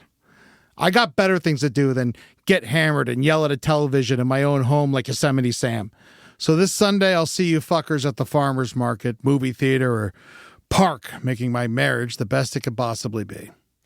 Take her someplace nicer. It was a really good idea. Take her someplace else. No, honestly, great series, Eddie. Really good work. Fantastic. And interestingly, the only football that I was watching for the last few years was the Texas Tech Red Raiders, and our mascot, Raider Red, looks a lot like Yosemite Sam. Oh, yeah, good. You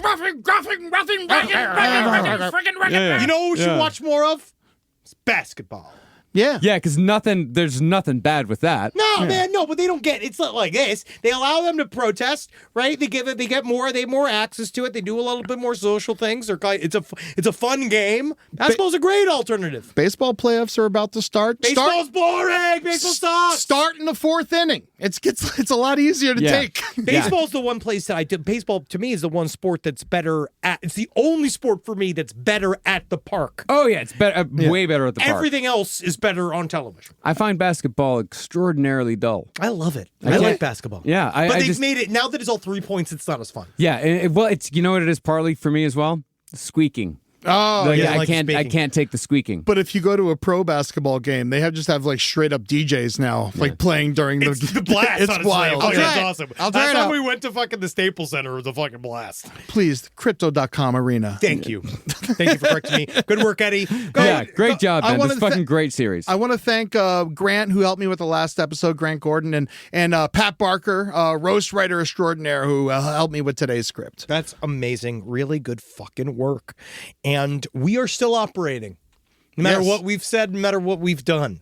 We continue forward and we will Just like a drunk doctor who won't leave the hospital. We are just going to barrel forward, just like Aaron Hernandez. We're going to go head up, chest out, into this new realm. And you can help us on patreon.com/lastpodcastonleft. Help us get cultural CTE with our approach to content making.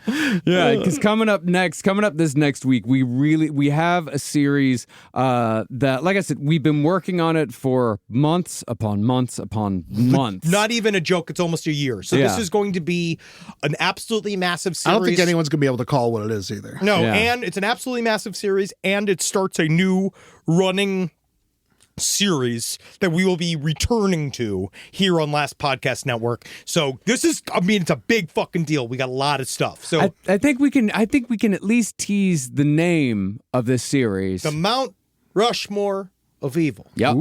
We've got 4 chosen. And we're going to be going through them one by one. They're all massive stories, and some of them quite relevant. Yeah. Quite relevant. Including the one that we're about to get into. Extremely relevant. So we're really, really excited.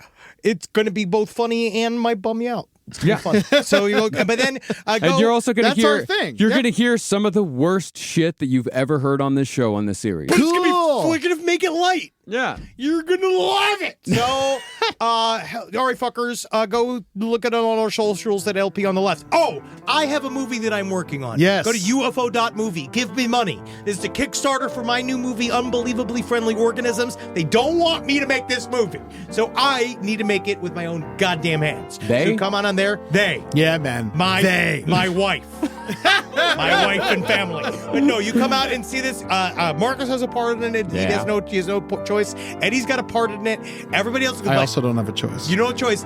And then wow, yeah, you come join me, Amber Nash, and Jenna Hayes. But we're gonna have a big old bunch of other people that we're going to be announcing soon as well. I got a cool thing coming up too. I wanted to tell people about. On October 12th, I just booked this shit. We're doing on the 11th, we're doing Milwaukee. On the 12th, I'm taking my big ass to Madison. I'm going to be a comedy on state with Logan Metz, the piano player from Lucas Nelson and The Promise of the Real. Oh, it's awesome. He's got his own album coming out, so he's going to open with a bunch of those fucking songs, and then I'm going to come out and do my thing for an hour. Y'all come out and see us over at Comedy on State. That's October 12th in Madison, Wisconsin. It's awesome. Hell yeah. Also, we're on tour. We're going to, obviously, we're going to be in Milwaukee on October 11th, but then Oakland on October 25th. And I don't know where we're going to be on 29th yet. Did we decide? Did we fix that? I believe that's still in the works. But Still in the works, but we are Cleveland- fixing it somewhere close. Yeah. Somewhere close. It is Somewhere just close. not yet done. Yeah. It's not yet final. And then on December 12th and 13th, we're going to be in Portland, Oregon. And please, we got some new shows for 2026 about to be announced. Stay tuned. I can't wait to fucking keep this train going. We're gonna have a lot of fun. Can't wait. You fuckers. See you guys in goddamn other places than these.